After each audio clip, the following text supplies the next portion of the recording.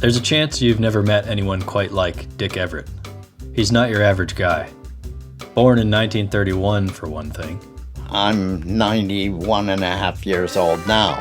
I'm still celebrating birthdays, but I've tried a new thing last year, is going backwards on your birthdays 1 year every year. So you guys got to let me know how this works out about 30 years from now. I think it's working. He quit school nice and early, or rather, school quit him. I got thrown out of the third grade. Now why would a shy little skinny kid be thrown out of the third grade? Well, this is something people have a hard time believing now. I was left-handed. You heard that right. Kicked out of school for being a lefty. Public school outside of Boston. Catholic nuns didn't like that young Dick, with a left hand, couldn't write without smearing the ink as he swept his hand across the page. The Catholics have a dark side and a light side. The moon is on the dark side, women are on the dark side, and if you're left-handed, that is the left side. Then the right side is the sunny side, men are on that side, and that's the right side. And so if you're left-handed, you're on the dark side, and it's no good. His education instead took the form of physical work, skilled work, paid work. Well, I went to work for the fastest man in the world, Fred Marriott. He had the world's land speed record for 31 years, I believe. But he crashed trying to do 150 on Ormond Beach. And what kind of vehicle? In Florida, a steamer. A steamer? A Stanley, about a 30 horsepower Stanley, a big engine. We used to go over to the Watertown, Mass., which was just a short bicycle ride, maybe 4.5 miles from my house. And any good weather year-round, I would ride my bike over there. And us kids were kind of interested in what he was doing. So we'd go over there, and one day he said to me and another fella, "If you kids want a job, show up Monday." And my friend said, "Oh, I can't come Monday, I got to go to school." I said, "I've been removed from school." He said, "You're that bad?" I said, "No, I'm actually kind of shy kid." Yeah. It's just that and then he had heard about this, being left-handed. Yeah. And yeah, we kind of went over there because we were interested in what he was doing, and I was interested, and I was already getting interested in steam. Yeah. So I was really interested. You're a young guy, either way. You're working young. Yeah.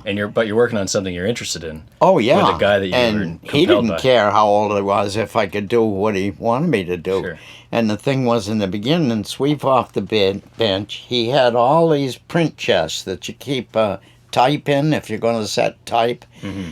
But all the type was gone, but it's all little wooden drawers with all kinds of little cubby holes in them. Hmm. And the chests are about 20 drawers high, and he had about 7 of those chests. And they were all labeled. And I would sweep off the bench, get on my hands and knees and pick out all the good nuts, bolts, rivets, anything.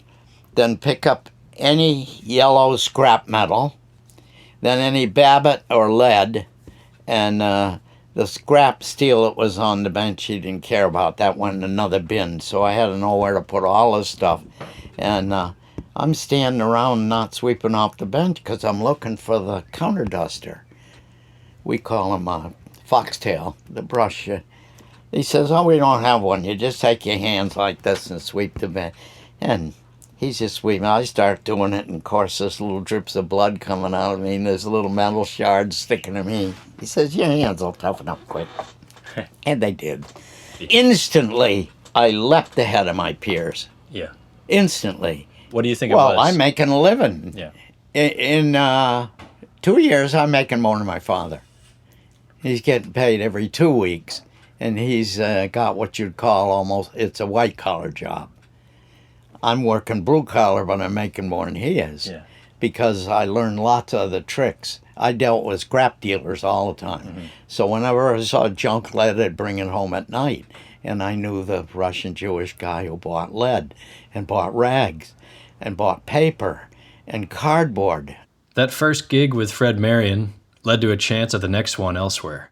a strong recommendation from Fred, along with Dick's personal passion helping him land his new role. After working for Fred for a year and a half, he said, there's no future in what I'm doing because what I'm doing is going to be all done in a few years more. These people are not going to drive these steam cars after that. And he says, I'll probably be able to finish out my working time doing this, but I want you to go get a real job in an actual company.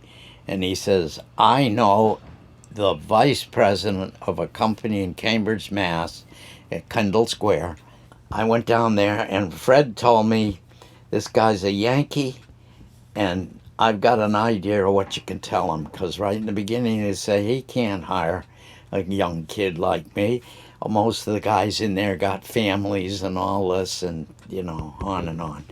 And but it didn't seem like it was illegal or against the law to have a young kid, especially one that's been thrown out of school by the government. I mean, they couldn't then say he can't work. Right. So anyway, I went down there, and I'm making model airplanes by the millions by now. And a lot of them are gas models. And we go down Arnold Arboretum and fly them on the salt flats and all of that. So I made a model airplane engine out of what was an air compressor in a 1911 Pierce Arrow car. You could go with a hose all around the car and fill all the tires or the spares or any of that by putting the car in neutral and putting a little lever and engaging the... You could not run the air compressor driving the car. It had to be in neutral first to do it. But the engine would run the air compressor through a little drive unit.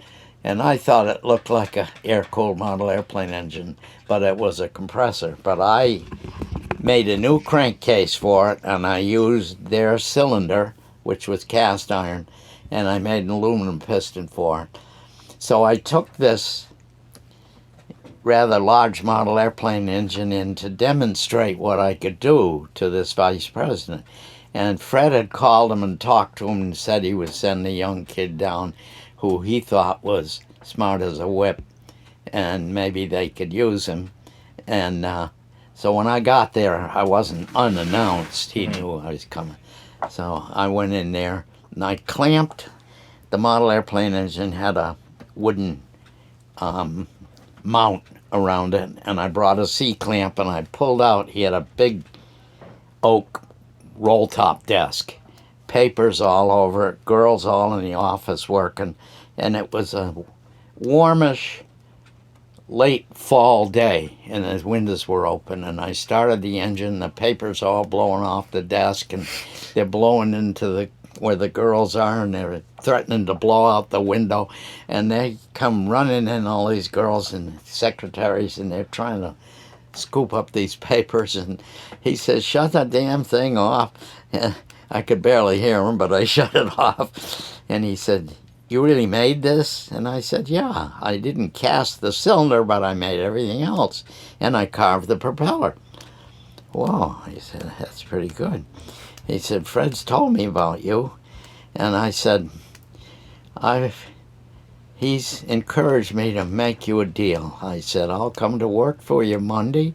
I'll work to Friday. I'll come in your office. If you don't want me, I'll leave, and you don't owe me a nickel. Now, a Yankee can't turn that down, a week's free work.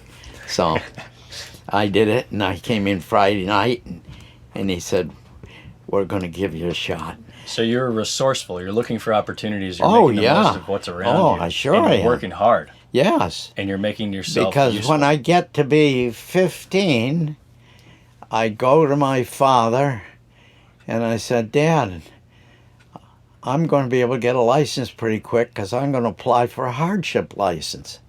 Oh, you were telling me about this the other night. Yeah, what kind of hardship you got, he said. I said, well, my grandfather just died. I'm going to try that. Yeah. And a hardship license for the listeners, that's back in the day, you could get your driver's license. You could get a license as young as 15. If you had a, quote, hardship. Yeah. And your example was your grandfather passed away. Grandfather passed away, and I had to do errands for his His wife had died years before, but he lived with two of his sisters. I see. One was a spinster forever, and the other one's husband had died. And they did the cooking and the washing for him. His house is still in New Britain.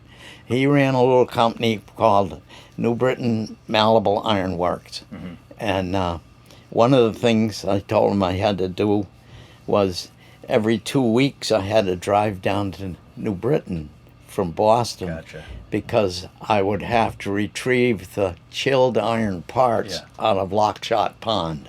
So now you're 15, you're making more money than your father. Yeah. And now Dick's got his driver's license through the hardship. Well, I was 15 and a half. Yeah. I wasn't smart to get it at 15. But I went to my father and said, Dad, I'm going to need a car. And he said, well, there's 3 ways you can get a car. If you had some money, you could go down to the dealer and buy a car. If you had some money but less, you could go down and find a used car. If you could run like hell, you could steal a car. But he says, you can't run very fast. And I'm like crushed all of a sudden. Then his look changes on him a little, and he says, you know, there's a 4th way you can get a car. What's that, Dad? I said, you can build a car. Now, I never had a store-made car till I married my wife. I never had a car that had fenders. I never had a car that had a top or a windshield. But that's not true. I did make a coupe. That's a car with a top. But we built what are called roadsters from the ground up. My father was kind of laid back, and he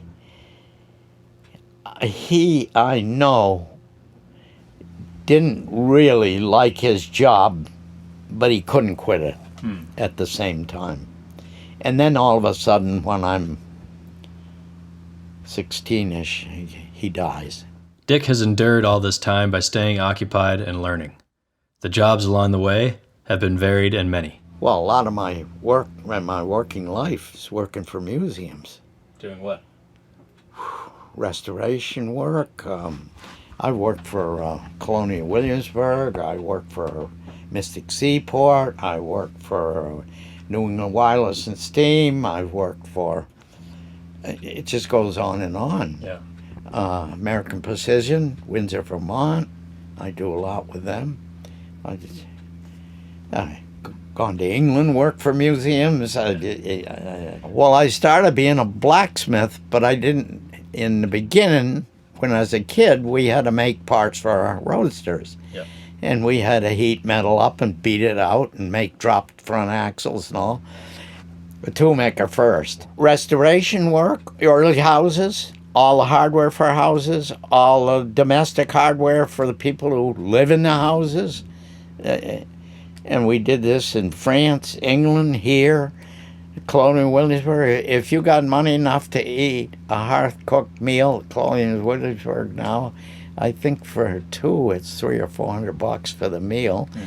Your meal will be cooked on the roasting engine I have made. Wow. How's that? Post and beam English houses, English-style houses that were built here in the 17th century and into the very early parts of the 18th century. Work on 17th century framing, which is sort of illegal to do now for some unknown reason. In fact, I live in a 17th century house where now it is illegal for a child to sleep overnight in my house. Actually. Because of code? Nobody knows this, yeah. Because the windows are too small if it caught on fire for a fireman to get the kid out the window and all this kind of stuff. It's just sickness is what it is. It's overbearing government. But I've been a blacksmith. I've built automobiles from the ground up. I've built model airplanes since I was 7. For the first year they wouldn't fly. Then all of a sudden I flew one out of my bedroom window and went up over the roof of my house. I grabbed a wimpy tree outside to let me down to the ground quick, and I ran after it, and that's what set the hook.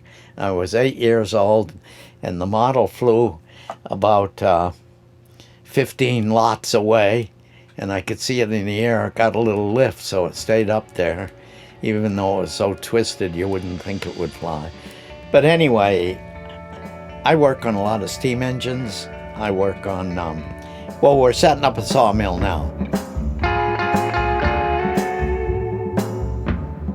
If my math is accurate, Dick Everett has been working away and making a living on projects that interest him for more than 80 years. As he runs through his history, it's not hard to see that Dick is resourceful and creative and good company. A team player, always alert to where the need is and seeing that need, whatever it might be, as an opportunity to step up and help and learn something new. So you're always a builder, you're always a creator, a tinkerer, an engineer of sorts, a designer. Right. You know, model airplanes, engines. Well, I still make cars. model airplanes. You still make model airplanes. I started when I was 7. I still do it. I'm not smart enough to stop. And what do you like about all that kind of work? What have you learned from it? The challenge. I like the challenge. I like the competition. I love competition. I think because when I was a little kid, everybody told me I'd never amount to anything. So I think in the beginning I kind of felt like I had to prove myself all the time. From everything you've learned, and you mentioned, the challenge of it, the exploring new ideas, learning about new technologies, learning how to work on different machines and getting better at your own skills and your own relationships through the work. Right. What would you say to a young person, or to what would be your words of wisdom to someone? Today, I'm fearful of what's going to happen to young kids. There's so few that seem to me that are interested in anything. It's like the computer has taken over their lives. They can't deal very well with their peers face to face.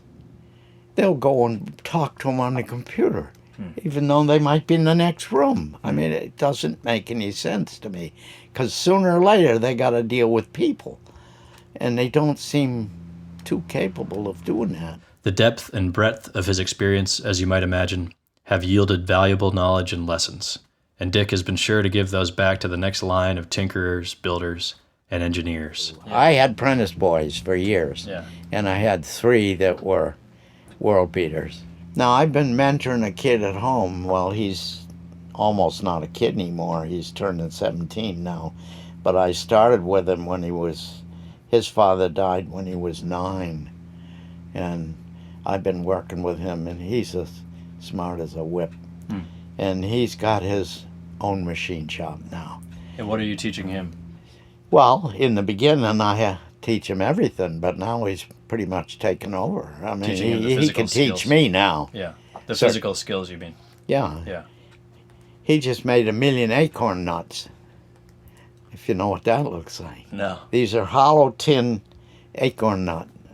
It's a nut that has a rounded top over it, so you don't see the end of the screw. I see. It's encapsulated within it. And what he just made 1 million of them. 1 million, wow. What do you like about, or what made you want to be a mentor? What do you like about that? Or what drew you to being a mentor? Well, because I think I was looking for guidance to a lot of older guys, and of course Fred Marriott that's what he was. He taught me I could do a high-pressure boiler, I could weld on a high-pressure boiler. I still have my R stamp. And he thinks I was probably the youngest person, at least in Massachusetts, ever to have an R stamp. That means I could repair a high-pressure boiler. So Fred Marion, because of the experience you had with him and how much he taught you. Oh, yeah, he was wonderful. And that made you want to become a... Yeah, I think that was part of it. And I ran into other people that were into certain things. But at the same time, I ran into a lot of people that weren't very interesting. But when there was an interesting one, I'd see if I could get some knowledge from them. So you know how valuable those mentors were for you. Oh, yeah. And now you wanted to do it. You want to do it for the younger folks. Yeah. Yeah. It seemed like there was a need for it. Yeah. And with the apprentice boys I had, they all turned out way ahead of me, way better than I am. Neat. And you can see 1 or 2 of them working on computer or on TV every now and then. If you in the morning, there's a thing that was a kid that did woodwork at Colonial Williamsburg for years, but he has a little woodworking program that comes on maybe once every 2 weeks or something on the TV. Gotcha. He often needs a blacksmith-made part for something he's doing. Got it. He'll call in Peter Ross, who was my probably very best apprentice boy, and he'll go to Peter's shop and have him make hinges maybe for a portable writing desk he's making, or some butterfly hinges, or box joint pliers, or anything like that. Yeah. So what does it mean to you to have been a mentor, to be a mentor? What is it? Yeah, what has it done for you, I guess? Or what do you like about it? Well, you feel like you've done something for the kid, especially if he seems to progress, which all the kids I worked with are better than I am now. Speaking with Dick Everett is a pleasure. The abnormality of his life trajectory, his broad-ranging experiences on the job, the longevity in general, fascinating, all of it. But the thing that hums beneath it all, the thing that stays with me the most, is his demeanor, his way, the light-hearted intrigue he seems to find in his every turn, the gleam in his eye, the laugh in his voice, the willingness to converse and tell stories and engage the immediate sphere around him with a spirited curiosity. That's where Dick Everett shines brightest in my book. I have had, to my way of thinking, and many people I talk with and know me, one of the most interesting lives anybody has had. And a lot of people would have said, oh, what an unfortunate child getting thrown out of school and all. Yeah, and I think I had a lot of challenges. I think a lot of people see me way in the beginning, maybe when they don't know me, but they've heard a little about me, that I can't be too bright. And I'm probably not too bright, but I've made the best of it, I believe. And the title on my book that I'm doing now is Too Late with Too Little, Flies Not Included. Now, I can't tell you people now what the flies are about, but when you buy my book, you will know. Yeah.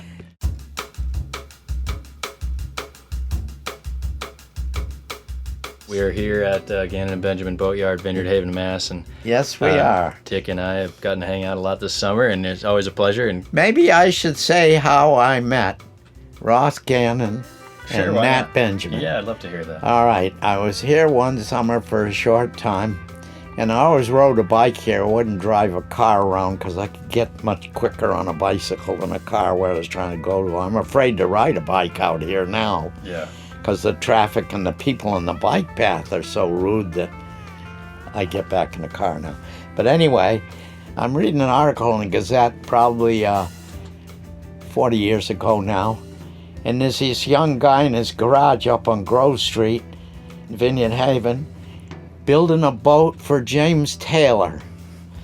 And so I jump on my bike and I ride up there, and I meet this young guy that's building this open wooden boat, which later they built at least 2 more. I think they should have built many more because it's a pretty neat boat. We've actually rowed it twice to Newport and back, because 2 boat shows we went to, there was no wind.